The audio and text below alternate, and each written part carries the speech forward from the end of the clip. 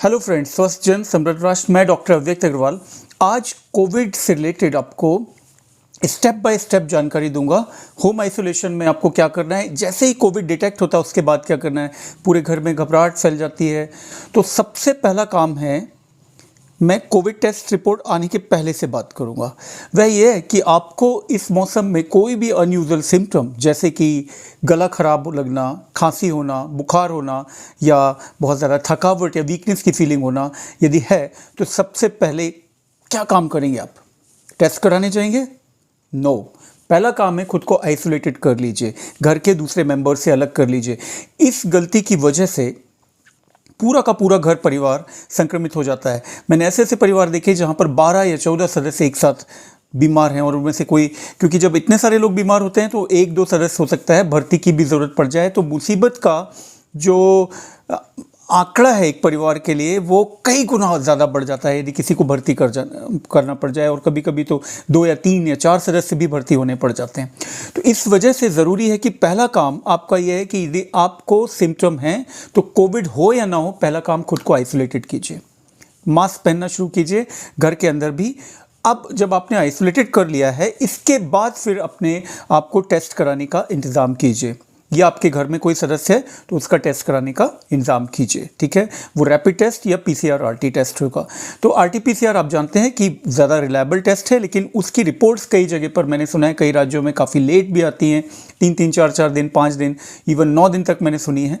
तो report late आएगी तो क्या आप हाथ पर हाथ धर कर बैठे रहेंगे? नहीं। सबसे पहला काम मैंने बताया, आइसोलेटेड करेंगे खुद को। दूसरा काम, यदि आपको सिम्टम्स हैं या आप किसी कोविड व्यक्ति के संपर्क में आए थे और सिम्टम है, अब तो संपर्क का तो थ्योरी खैर बदल ही दीजिए, क्योंकि हर तीसरे चौथे व्यक्ति को है, अब तो 30% पॉजिटिविटी रेट चल रहा है। तो आपको यदि सिम्टम है तो आप इसे कोविड मानकर आपको चलना है जब तक कि रिपोर्ट आकर निगेटिव ना साबित हो जाए या आप ठीक ना हो जाए। ठीक है, तो आपने खुद को आइसोलेट किया। दूसरा कदम होता है सरकारी हेल्पलाइन, जहाँ जैसे आपने कोविड टेस्ट दिया किसी गवर्नमेंट सेटअप में या प्राइवेट में, जहाँ भी गवर्नमेंट सेटअप में दिया है तो प्राइवेट गवर्नमेंट हेल्पलाइन है, वहाँ फ़ोन करके आप ट्रीटमेंट ऑप्शन मंगा लीजिए, वो लोग मैसेज पर भेज देते हैं। या फिर अपने फैमिली डॉक्टर, आप किसी न किसी डॉक्टर से जुड़े होंगे, आपके परिवार बच्चे दिखाते होंगे, बड़े को दिखाते होंगे, उनसे संपर्क कीजिए, और वो फैमिली डॉक्टर भी आपको बहुत मदद कर सकते हैं इनिशियल ट्रीटमेंट लेने में। ठीक है, तो अब आपके पास एक प्रिस्क्रिप्शन आ गया जो कि आमतौर पर सभी कोविड पॉजिटिव लोगों को मिल जाता है। ठीक है, वह प्रिस्क्रिप्शन में आमतौर पर क्या क्या लिखा रहता है मैं इसका एनालिसिस कर देता हूँ। डॉक्सीसाइक्लिन लिखी रहती है टैबलेट, एजिथ्रोमाइसिन लिखी रहती है, फेबीफ्लू अलग अलग ब्रांड से जो आती है, कुछ ब्रांड्स महंगे हैं कुछ सस्ते हैं। फेविपिराविर जो है एंटीवायरल दवा है वो लिखी रह सकती है। आइवरमेक्टिन टैबलेट लिखी होती है।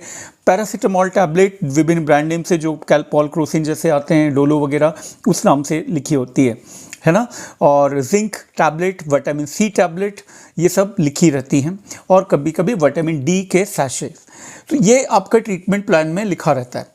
कभी कभी कुछ डॉक्टर्स इसमें इन्हेलर्स वगैरह ऐड करने लगे हैं, कुछ लोग पल्मो क्लियर जैसे कैप्सूल्स ऐड करने लगे हैं, खासकर यदि आपको अस्थमा वगैरह की हिस्ट्री हो या ब्रीदिंग में डिफ़िकल्टी आप उनको बोल रहे हैं तो। अब ये आपको प्रिस्क्रिप्शन मिल जाएगा, ठीक है, इस टाइप का आपके फैमिली डॉक्टर से या गवर्नमेंट से।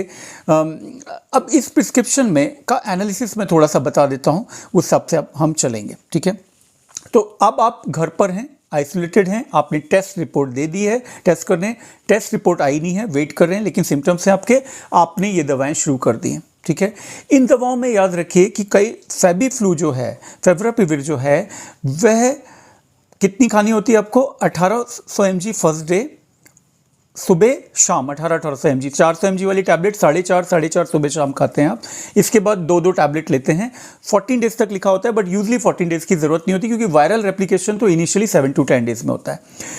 ये जो फेविपिराविर है ये बहुत ज़्यादा आर्टिकल्स ऐसे नहीं है रैंडमाइज कंट्रोल की, बहुत इफेक्टिव दवा है, लेकिन इनिशियल वायरल क्लियरेंस में कुछ रिसर्च कहती हैं कि ये हेल्पफुल है, और पर्सनल एक्सपीरियंसेस में भी मैं देखता हूँ कि शायद हेल्पफुल है शुरुआत में दी जाए तो इम्पॉर्टेंट ये है कि शुरू के 2 या 3 दिन लक्षण आने के, इसके बाद यदि हम देते हैं तो ये एक प्लेसिबो जैसा काम करती है और कुछ नहीं।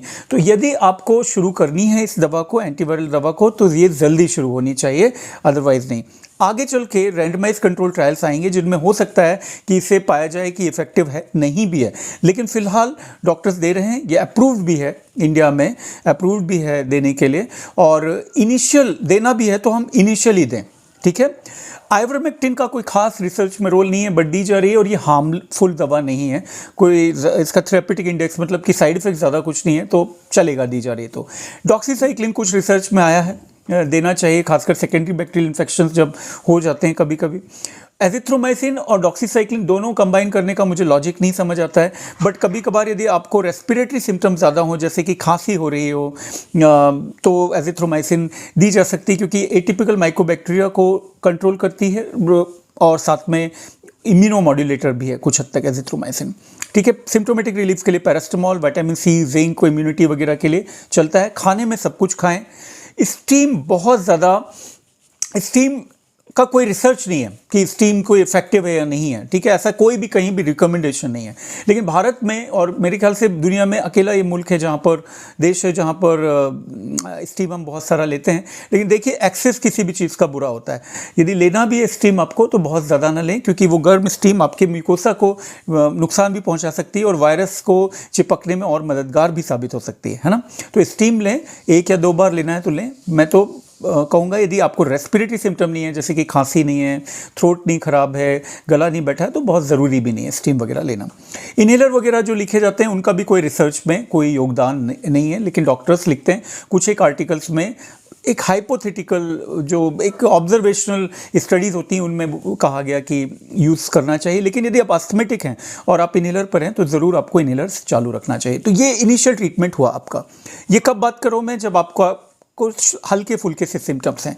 अब आपको घर पर किन चीज़ों पर नज़र रखनी है, जिससे कि पूरा खेल जो है ना कोविड का, माइल्ड केसेस को मॉडरेट केसेस में नहीं बदलने देना है, मॉडरेट को गंभीर में नहीं बदलने देना है, ठीक है। मॉडरेट तक भी आप घर पर ठीक हो सकते हैं, गंभीर घर पर नहीं ठीक हो सकते, गंभीर अस्पताल में ही एडमिट करना ज़रूरी होगा, ठीक है। वर्स्ट केस सिनेरियो इंडिया में यदि ऐसा आ जाता है कि हमारे पास बेड ही नहीं है बिल्कुल भी, ऑक्सीजन ही, तो फिर घर में सीवियर केसेस को मैनेज करना होगा। उसके लिए मैं अलग वीडियो एक बनाऊंगा कि सीवियर केसेस का क्या घर में पॉसिबल है, कभी इलाज करना ही पड़े तो, और क्या क्या हमें रिक्वायरमेंट्स होंगी और कैसे हम कर सकते हैं, ठीक है। तो फिलहाल मैं माइल्ड टू मॉडरेट केस पे चल रहा हूँ। हॉस्पिटलाइजेशन के पहले हमें क्या क्या करना है, क्लियर, और हॉस्पिटलाइजेशन को अवॉइड करने के लिए क्या क्या करना है। तो सबसे पहला मैं फिर से रिवाइज कर दूं, आइसोलेट होना है हेडिंग्स को। दूसरा, आपको एक डॉक्टर, फैमिली डॉक्टर या गवर्नमेंट हेल्पलाइन की मदद लेनी है, या अपने फैमिली डॉक्टर की मदद लेनी है और प्रिस्क्रिप्शन लेना है, या फिर तीसरा ऑप्शन ऑनलाइन कंसल्टेशंस लेने हैं, ठीक है, कोविड पर। ये 2 चीज़ें हुई। तीसरी चीज़, आप वो दवा खाएंगे, लेकिन उनके दवाओं के लॉजिक्स आपको पता होना चाहिए कि आप यदि व्यर्थ में डिले करेंगे, बोलेंगे कि नहीं मैं तो रिपोर्ट आने के बाद शुरू करूंगा ये दवा, तो फिर हो सकता है कि कोई मतलब नहीं रहे। आइडियली तो रिपोर्ट 24 घंटे में मिल जानी चाहिए, लेकिन इतना लोड हो चुका है अभी सिस्टम पर कि कई राज्यों में नहीं मिल रही है जल्दी रिपोर्ट, तो इस वजह से एंटीवायरल भी लेना है तो आपको रिपोर्ट के पहले ही शुरू करनी पड़ेगी, अदरवाइज वेट करने का अर्थ नहीं है। 4th डे पर आप यदि मिल रही है रिपोर्ट तब तो ठीक है। फिर अब घर पर क्या देखना है आपको, आप सब जानते हैं SpO2 देखना है ना, पल्स ऑक्स। पल्स ऑक्स में मैं फ़नी देख चुका हूँ, एक कुछ 2 पेशेंट्स में ऐसे देख चुका हूँ जिन लोगों ने हार्ट रेट को SpO2 समझ लिया और SpO2 को हार्ट रेट, और वो अपने डॉक्टर को भी बता दिया, मतलब कि बोला कि मेरी हार्ट रेट सर 90 चल रहा है, 88 चल रहा है। उन्होंने एडमिशन का एडवाइस कर दिया फ़ोन पर सुनकर, नहीं क्या भाई आप 88 हार्ट रेट बोलो, एक्चुअली सॉरी SpO2 88 चल रहा है बोल दिया, जबकि वो हार्ट रेट 88 था उनका, है ना। तो वो एडमिशन का एडवाइस पहुंच गया अस्पताल। तो इस तरह के इश्यूज हो जाते हैं। तो आप पल्स ऑक्सीमीटर आपको किसी भी फिंगर में चलेगा, लेफ्ट हैंड की मिडिल फिंगर आइडियल होती है, या कोई भी इंडेक्स फिंगर को ले लें। गीली नहीं होना चाहिए, सुखा लें, पसीना वसीना नहीं लगा होना चाहिए, नहीं तो गलत रीडिंग आती है। कई बार बहुत सस्ते पल्स ऑक्सीमीटर गलत रीडिंग भी दे रहे होते हैं, तो फैमिली में अदर मेंबर्स को लगा कर देख लेना चाहिए कि सबकी एक सी आ रही है या अलग अलग आ रही है कि नहीं। हार्ट रेट से अपने अंदाज़ा लगा लें, यदि हार्ट रेट सही दे रहा है पल्स ऑक्स आपका, जो कि आप पल्स लेकर देख सकते हैं, तो SpO2 भी जहाँ तक है सही ही देगा। पल्स ऑक्स में जो मैक्सिमम रीडिंग है उसको सही मानना है। कई बार पल्स ऑक्सीमीटर, अच्छे पल्स ऑक्सीमीटर की रीडिंग्स भी आपकी उंगली हिल जाए, गीली हो, कुछ भी हो तो फ्लक्चुएट कर रही होती हैं। 88 भी आ सकता है और 98 भी आ सकता है उसी उंगली में, उसी पल्स ऑक्स में। तो जो मैक्सिमम वाली रीडिंग है उसको आप मानेंगे उस समय की, ठीक है। तो पल्स ऑक्सीमीटर का यूज़ करेंगे आप, और कंसिस्टेंटली यदि 94 के नीचे जा रहा हो पल्स ऑक्स सैचुरेशन तो डॉक्टर को अपने बात करेंगे, ठीक है। आइडियली 94 के नीचे यदि सब कुछ सामान्य होता भारत में तो अस्पताल में जाने की ज़रूरत होती, लेकिन इस समय अस्पताल जाना मतलब बहुत ज़्यादा परेशान होना है और किसी ज़्यादा हक वाले पेशेंट का हक मार लेना है। तो 94 के नीचे आप डॉक्टर से बात करें। 90 से 94 के बीच में यदि मेंटेन कर रहा है तो, 94 के ऊपर है तो आप कूल रह सकते हैं घर पर दवाएं लेते हुए, ठीक है। और 90 के नीचे जा रहा है तो डेफिनेटली आपको अस्पताल की ज़रूरत है और अन्य चीज़ों की ज़रूरत है जिन पर मैं बाद में बात करूँगा, ठीक है। तो अब आपने देखा कि पल्स ऑक्सीमीटर आपने रीडिंग आपने नोट कर रहे हैं और जो कि 94 से 98, 99, 100 के अराउंड में सब इस तरह से चल रही है, ठीक है। कूल रहें। अब सिम्टम्स ऑब्जर्व करने हैं। हाई ग्रेड फीवर आ रहा है, फीवर ज़्यादा नहीं है तो कुछ नहीं करना, आप अपने आप ठीक हो जाएंगे। आपको 8-10 दिन 12 दिन आपको घर पर आइसोलेटेड रह के निकालना है। मैक्सिमम आइसोलेशन पीरियड 17 डेज होता है, जिसके बाद वायरस शेडिंग, वायरस रेप्लिकेशन की संभावना बिल्कुल कम हो जाती है, दूसरों को लगना बंद हो जाता है। तो आप दूसरे लोगों से यदि मिलना हो परिवार वालों से 17 दिन का टाइम पीरियड लेंगे लक्षण की दिन से, ठीक है। इस बीच मैं मान रहा हूं कि आपकी रिपोर्ट आ गई है और पॉजिटिव आ गई है अब, ठीक है। 3-4 दिन निकल गए, पॉजिटिव आ गई, तो क्या दोबारा जांच करानी है ठीक होने के बाद? बिल्कुल भी नहीं करानी है। यदि आप 20 दिन के बाद जांच कराएंगे और आपका रिपोर्ट पॉजिटिव आएगी तो आप पॉजिटिव नहीं हैं, वो डेड RNA, ठीक है। तो आपको दोबारा जांच नहीं करानी है। आपके सिम्टम्स यदि ठीक हैं तो आप ठीक हैं, आपको कोई तकलीफ नहीं है, बुखार नहीं है, हल्की फुल्की थकावट तो रहेगी कोविड से रिकवरी के बाद, हल्के फुल्की बॉडी एक रह सकते हैं, मसल पेन रह सकते हैं, लेकिन यदि एक्टिव फीवर या सांस में दिक्कत, खांसी वगैरह नहीं है तो आप उनको मानेंगे कि आप एसिम्प्टोमेटिक हैं, ठीक है। कभी कभी कोविड से ठीक होने के बाद नॉन इन्फेक्शियस खांसी काफ़ी दिन बनी रहती है कुछ लोगों में, ठीक है। सो अब हम कहाँ पर आ गए हैं? हम घर पर थे, हमने दवाएं खाना शुरू की, पल्स ऑक्स मॉनिटर कर रहे हैं, रिपोर्ट हमारी पॉजिटिव आ गई है। अब कोई दूसरा फैमिली मेंबर को तो बुखार नहीं आ रहा, वो देखना होगा। यदि वो उसको आ रहा है तो उसकी रिपोर्ट कराएं ना कराएं, वो 100% कोविड है ये मानकर चलें, यदि उसको भी सिम्टम्स शुरू हुए हैं तो, ठीक है। और बेस्ट होगा कि आपने यदि टाइमली आइसोलेट खुद को किया है तो बाकी लोगों को घर में नहीं होगा, ठीक है। अब बात करते हैं हम SpO2 के अतिरिक्त आपको क्या देखना है। SpO2 के अतिरिक्त आपको डॉक्टर की सलाह पर कुछ ब्लड जांचों की ज़रूरत हो सकती है, खासकर आपको यदि सिम्टम्स हैं तो, जैसे कि फीवर, बॉडी एक, बहुत अधिक थकावट। तो अब क्या होता है कि शुरू में वायरल रेप्लिकेशन होता है, शुरू के 7 दिन तक।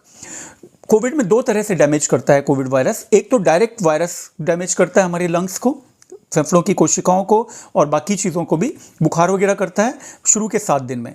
7वें दिन के बाद से वायरस रेप्लिकेशन की दर बहुत कम होती जाती है, आप कुछ ट्रीटमेंट नहीं मिलेंगे तब भी। और 9वें-10वें दिन के बाद वायरस रेप्लिकेशन बंद हो जाता है बॉडी में होना, हमारी बॉडी इम्यूनिटी उसको मारना शुरू कर देती है, लेकिन तब तक ही लंग में डैमेज सिग्निफिकेंट कर चुका हो सकता है।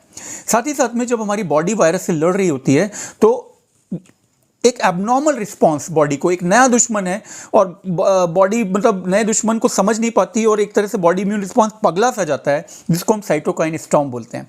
और ये साइटोकाइन स्टॉर्म में बहुत सारे केमिकल सीक्रेट होते हैं वायरस को मारने के लिए, जो कि स्पेसिफिक नहीं होते इस वायरस के लिए और हमारे अन्य अंगों को नुकसान पहुंचाना शुरू कर देते हैं। साइटोकाइन स्टॉर्म में हमें फीवर, अत्यधिक थकावट, बॉडी एक काफ़ी हो सकता है। तो यदि फीवर हो, अत्यधिक थकावट हो, बॉडी एक ज़्यादा हो, तब हमें कुछ ब्लड टेस्ट की ज़रूरत होती है जिनमें हम CBC देखते हैं, complete blood count, D dimer, CRP, serum ferritin, LDH, ये सारी जांचें की जाती हैं। यदि आपको फाइनेंशियल ट्रबल है, डॉक्टर को बताएं, वो लेस एसेंशियल जांचों को कट डाउन कर सकता है। जैसे मैं अपने बहुत सारे मरीजों में फेरिटिन, LDH वगैरह नहीं करवाता हूँ, CBC, CRP और D डायमर से ही अंदाज़ा लग जाता है मोस्टली कि इसको साइटोकाइन स्टॉर्म हो रहा है या नहीं। और साइटोकाइन स्टॉर्म के आधार पर हमें एक महत्वपूर्ण डिसीजन लेना होता है। वह डिसीजन यह होता है कि क्या हम स्टेरॉयड ऐड करें या नहीं करें, ठीक है। साइटोकाइन स्टॉर्म को सप्रेस करने वाली दवा होती है। तो इसी वजह से जो डेथ होती है कोरोना में, पहला स्टेज कोरोना वायरस इटसेल्फ शुरू के 5 से 7-8 दिन, दूसरा स्टेज साइटोकाइन स्टॉर्म से होती हैं। तो पहले स्टेज में आपने एंटीवायरल दी है वायरस रेप्लिकेशन को कम करने के लिए। दूसरे स्टेज में आपको यदि सिम्टम्स हैं 7-8 दिन के बाद नहीं है सिम्टम तो कुछ भी नहीं करना है, ना टेस्ट करना है, ना कोई दवा देनी है उसके लिए अलग से। लेकिन सिम्टम है तो फिर आपको स्टेरॉइड्स ऐड किए जाते हैं, जैसे कि मिथाइल प्रेडनिसोलोन 16 mg सुबह शाम ली जाती है, या ओमनाकॉटिल टैबलेट आपने प्रेडनिसोलोन सुनी होगी, या डेक्सामेथासोन टैबलेट सुनी होगी। ये दवाएं इंजेक्शन के रूप में भी जब आप भर्ती होते हैं दी जाती हैं। डिफरेंट डोजिंग हो सकती है कंडीशन के अनुसार। उम्मीद करता हूं आपको समझ आ रहा है, ठीक है। साथ ही साथ में साइटोकाइन स्टॉर्म यदि किसी पेशेंट को हो रहा हो तो एंटीकोगुलेंट दवाओं को ऐड करना होता है। एंटीकोगुलेंट आइडियली जो होते हैं वह शुरुआत में लो मॉलिक्यूलर वेट जो हेपेरिन कहलाते हैं इंजेक्शन के रूप में आते हैं, इनॉक्सपेरिन, क्लेक्सॉन वगैरह नाम के। इनको स्किन के नीचे लगाया जाता है, आईवी नहीं डाला जाता है, ठीक है। स्किन के नीचे लगाया जा सकता है। तो और घर पर यदि आप हैं तो ओरल एंटीकोगुलेंट जो होते हैं, ऐसे ओरल एंटीकोगुलेंट जो कि जिनमें बहुत ज़्यादा मॉनिटरिंग की ज़रूरत नहीं होती, ब्लड इन्वेस्टिगेशन, और ख़तरनाक कम होते हैं, वो लिए जा सकते हैं डॉक्टर की सलाह पर, ठीक है। स्टेरॉइड्स लेने का एक इंडिकेशन और हो सकता है साइटोकाइन स्टॉर्म के अतिरिक्त, वह यह है कि आपका ऑक्सीजन स्तर कम हो रहा है, ठीक है, 90 के अराउंड बॉर्डर लाइन चल रहा है, तब आप डॉक्टर की सलाह पर मिथाइल प्रेडनिसोलोन या प्रेडनिसोलोन घर पर शुरू कर सकते हैं, बॉर्डर लाइन चल रहा हो तो, या सीटी स्कैन में सिग्निफिकेंट चेंजेस लग रहे हों, जैसे कोरैड स्कोरिंग होती है सीटी स्कैन में, वह 10 से ऊपर। सीटी स्कैन कराना कब है? इसमें बहुत सारे लोग गलतियां करते हैं। बहुत सारे लोग कोविड जैसी जांच रिपोर्ट आती है पहले दिन, दूसरे दिन, या सिम्टम शुरू होते हैं उसी दिन जाकर सीटी स्कैन करवा लेते हैं और नॉर्मल मिलता है। ऐसे करके मैं 3 मरीज देख चुका हूं। उन्होंने अपने बच्चों के लिए मुझे फ़ोन किया और उनकी आवाज़ से मुझे लगा कि इनकी सांसों में दिक्कत है। उन्होंने खुद के लिए नहीं पूछा था मुझसे, बच्चे के लिए पूछ रहे थे अपने। तो मैंने कहा कि आपने सीटी स्कैन कब कराया था? मतलब उन्होंने बोला मेरा सीटी स्कैन सर नॉर्मल है, कोविड पॉजिटिव था मैंने बोला नहीं, आप दोबारा सीटी स्कैन कराइए, क्योंकि उन्होंने दूसरे दिन सीटी स्कैन करा लिया था। मुझे आपकी आवाज़ ठीक नहीं लग रही, और अल्टीमेटली उनका 50% से अधिक लंग इन्वॉल्वमेंट था। ऐसे में 3 पेशेंट्स देख चुका हूं, उनको फिर एडमिट करवाया, ठीक हो गए वो। तो बात यह है कि यहाँ पर हमें समझना है कि सीटी स्कैन का एक ऑप्टिमम पीरियड हमें चुनना। हम बार बार सीटी स्कैन नहीं करवा सकते हैं, एक तो रेडिएशन भी रिस्क भी होता है, खर्चीला भी होता है, और आजकल बाहर लेके जाना पेशेंट को इतना आसान नहीं है, वेटिंग भी बहुत सारी है। तो आइडियल टाइम पीरियड 4थे से 6वें दिन के बीच में, 4-5 दिन के बीच में आप कराइए सिम्टम ऑनसेट के, यदि सीटी स्कैन करना भी है तो, क्योंकि इस समय तक जो चेंजेस आने हैं वो आ जाते हैं, ठीक है। तो इसके आधार पर क्या निर्णय लिया जाता है सीटी स्कैन के? एक तो जो आपने सुना है कि रेमडेसिविर वगैरह दी जानी है या नहीं। रेमडेसिविर जान बचाने में जो रैंडमाइज कंट्रोल ट्रायल है उसमें उसका कोई भी रोल नहीं आया है कि इससे जान बचती, मतलब जो मरीज गंभीर होने वाले हैं या होते जाएंगे उनमें रेमडेसिविर असर करती, ऐसा नहीं देखा गया है। लेकिन रेमडेसिविर शायद उसके डिसीज ड्यूरेशन को यदि जल्दी दी जाए तो कम करती है। तो रेमडेसिविर भी देना है तो सीटी स्कैन स्कोर और ऑक्सीजन के स्तर के अनुसार दिया जाना है। तो ये डिसीजन सीटी स्कैन के आधार पर होगा, इसलिए करना ज़रूरी होता है। तो उस रेमडेसिविर के लिए आपको एडमिट होना भी होगा, घर पर नहीं लेंगे, ठीक है ना। कुछ और टेस्ट होते हैं साथ में, लिवर वगैरह टॉक्सिसिटी देखना ज़रूरी है रेमडेसिविर देने के पहले। लेकिन रेमडेसिविर नहीं मिल रही है आपको तो बहुत परेशान ना हो, ये जादुई दवा नहीं है। उससे ज़्यादा ज़रूरी है dexamethasone, Omnacortil, methyl prednisolone, low molecular weight heparin, और सपोर्टिव केयर। सपोर्टिव केयर मतलब पेशेंट यदि अच्छा खाना पीना नहीं खा पा रहा है तो आईवी ड्रिप लगाना, समय पर उसको ऑक्सीजन मिल जाना, और अनवरत ऑक्सीजन मिलना, ये नहीं कि थोड़ी थोड़ी देर में इंटरप्टेड, और सही फ्लो रेट में मिलना जितनी की ज़रूरत है और जितना परसेंटेज ऑफ ऑक्सीजन ज़रूरत है, ठीक है, वो मिलना। तो ये स्टेप बाय स्टेप मैंने आपको बताया। मैं हेडिंग समराइज करता हूँ। फर्स्ट स्टेप सिम्टम आया, फर्स्ट स्टेप आइसोलेशन, दूसरा स्टेप टेस्टिंग के साथ ही साथ में आपको दवाएं ओरल शुरू करनी है, टेस्ट रिपोर्ट का वेट नहीं करना है दवाएं शुरू करने के लिए।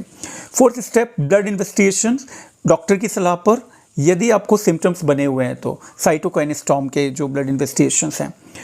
Fifth step chest x-ray, CT scan. Chest x-ray में कई बार अर्ली स्टेज में कुछ नहीं दिखता तो सीटी स्कैन इसलिए प्रेफर किया जाता है। 4th-5th डे में सीटी स्कैन का निर्णय होगा। सारे पेशेंट्स में नहीं ज़रूरत है। यदि आपको कोई तकलीफ नहीं है तो कुछ नहीं करना, मेरा नाम जपना, मेरा नहीं भगवान का जपना, जिसका भी जपना, आप ठीक होने वाले हैं, ठीक है। यदि आपको कोई भी तकलीफ या सिम्टम्स नहीं है तो ये थी बात step by step management Covid में एडल्ट्स का। बच्चों के लिए मैंने वीडियो ऑलरेडी डाला हुआ है। बच्चों में मोस्टली सीटी स्कैन की ज़रूरत नहीं होती है, मोस्टली बच्चे बड़े आराम से ठीक हो जाते हैं। एंटीवायरल ड्रग्स का बच्चों में कोई रोल नहीं है फिलहाल, ठीक है। अच्छा, कुछ नई दवाएं अभी रिसर्च में हैं, जो जैसे मिथाइलिन ब्लू का काफ़ी नाम आ रहा है और कुछ कुछ, लेकिन ये अभी तक अप्रूव्ड नहीं है, प्रॉपर इसमें स्टडीज़ नहीं है, हाइपोथेसिस हैं। मैं इन पर एक अलग वीडियो अलग से बनाऊंगा। न्यू रिसर्च इन कोविड और न्यू रिसर्च से क्या इम्पैक्ट पड़ रहा है। उम्मीद करता हूँ ये वीडियो बहुत सारे परिवारों को मदद करेगा कोविड से संबंधित एंग्जाइटी को भी दूर करने में, साथ ही साथ में स्टेप बाय स्टेप गाइड करेगा। साथ में आपको अपने डॉक्टर को चुनने में भी मदद मिलेगी। आप समझ सकेंगे कि मेरा डॉक्टर सही कर रहा है या नहीं, ठीक है, उसको नॉलेज है कि नहीं। क्योंकि कई बार मैंने देखा है कि स्टेरॉइड सेकेंड डे से कुछ डॉक्टर्स ऐड कर रहे हैं, कुछ मतलब कई जगह अजीबोगरीब भी चल रहा है। सो अपडेटेड रहना ज़रूरी है सभी को, डॉक्टर्स को, और ये हमारी जिम्मेदारी है। साथ में आपको भी इस वीडियो को सेल्फ ट्रीटमेंट के लिए नहीं मानिए। मैंने इस में स्टेप बाय स्टेप में आपको एक स्टेप एसेंशियल डाला हुआ है, वह है कि अपने फैमिली डॉक्टर या गवर्नमेंट हेल्पलाइन या ऑनलाइन कंसल्टेशन से आपको किसी से जुड़े रहना है। जुड़े रहने से ये फ़ायदा होगा, कल को आपको एडमिशन की ज़रूरत होती है तो एक वो सेंस ऑफ रिस्पॉन्सिबिलिटी भी होता है। मेरे से जो जुड़े हुए पेशेंट्स हैं, मुझ में वो सेंस ऑफ रिस्पॉन्सिबिलिटी रहता है। यदि उनको एडमिट की ज़रूरत पड़ जाती है तो मैं उनकी जितनी मदद कर सकूँ, जो मेरे हाथ में है वो कर सकूँ, ये मुझे हमेशा से रहता है। तो ऐसा सभी डॉक्टर्स में रहता है। मुझे लगता है जब आप जुड़े रहते हैं तो वो लास्ट तक आपको गाइड कर सकते हैं, लास्ट एडमिट होने तक, इवन एडमिट के बाद भी वार्ड से आपसे बात कर सकते हैं, उनकी एंग्जाइटीज़ दूर कर सकते हैं फैमिली डॉक्टर। तो फैमिली डॉक्टर का रोल इस समय पैंडेमिक के समय बेहद अहम हो गया है, जो कि ख़त्म हो गया था पिछले कुछ दिनों में भारत से। Thank you very much. बहुत लंबा वीडियो हो गया, लेकिन ये डिज़र्व करता था लंबा होना। Thank you.